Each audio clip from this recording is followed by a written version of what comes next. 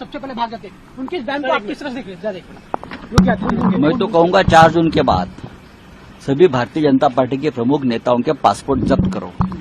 ये भागने वाले हैं, ये भागने वाले हैं।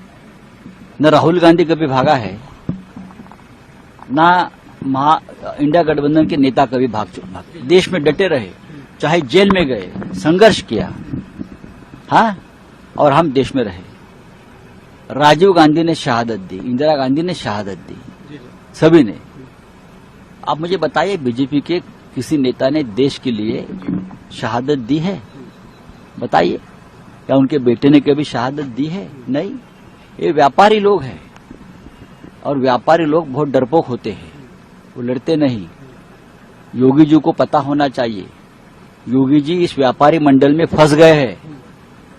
हम योगी जी को पहचानते हैं, योगी जी ऐसे नहीं है, लेकिन जो व्यापारी मंडल उनके आसपास है ना, उसमें फंस गए वो।